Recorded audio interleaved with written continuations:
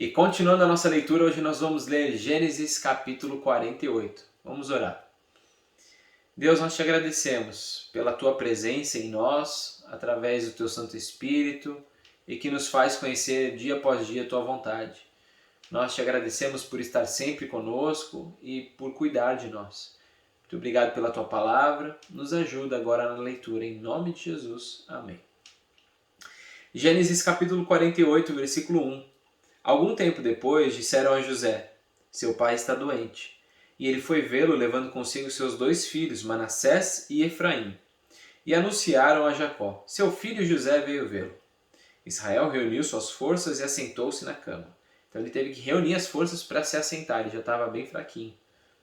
Então disse Jacó a José: o Deus Todo-Poderoso apareceu-me em luz na terra de Canaã e ali me abençoou, dizendo: eu o farei prolífero e o multiplicarei. Farei de você uma comunidade de povos e darei esta terra por propriedade perpétua aos seus descendentes. Agora, pois, os seus 2 filhos que lhe nasceram no Egito, antes da minha vinda para cá, serão reconhecidos como meus. Efraim e Manassés serão meus, como são meus Ruben e Simeão.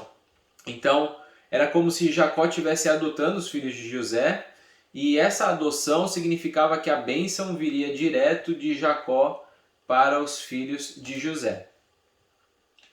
A gente vai ver mais para frente que da tribo de José, ou seja, os filhos de Jacó vão se tornar tribos, e da tribo de José vai haver uma ramificação em 2 tribos, a tribo de Efraim e a tribo de Manassés. Aí a gente se pergunta assim, mas são 12, são 13, como é que é? E depois a gente vai conversar um pouco sobre o que aconteceu com a tribo de Levi.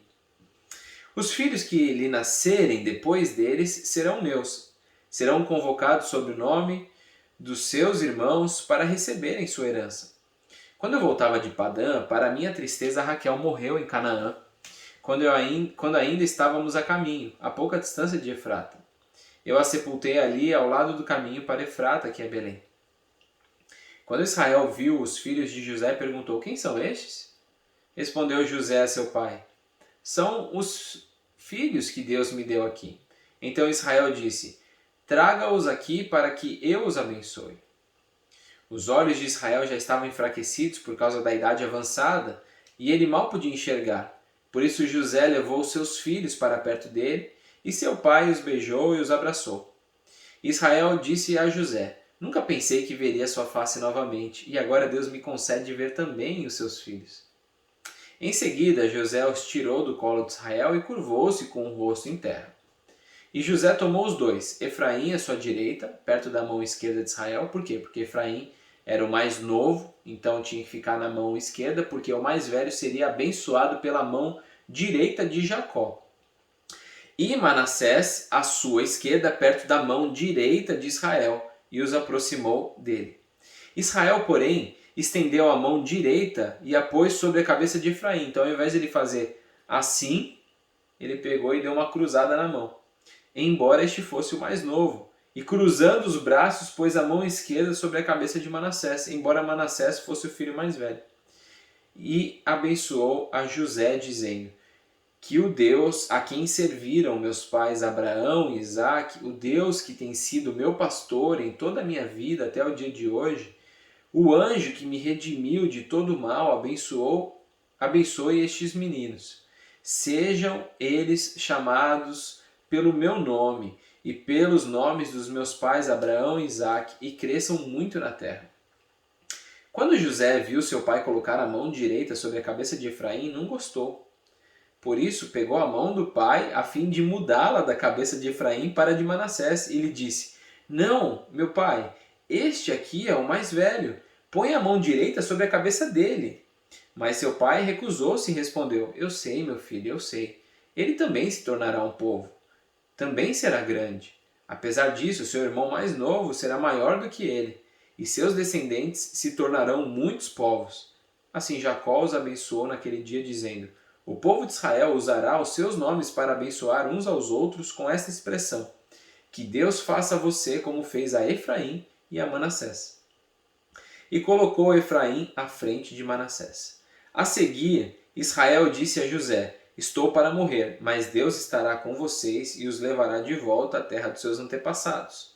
E a você, como alguém que está acima dos seus irmãos, dou a região montanhosa que tomei dos amorreus com a minha espada e com o meu arco. E a reflexão do dia de hoje, nesse capítulo, é sobre essa questão de José não ter gostado do que Jacó estava fazendo. Ele não estava entendendo muito.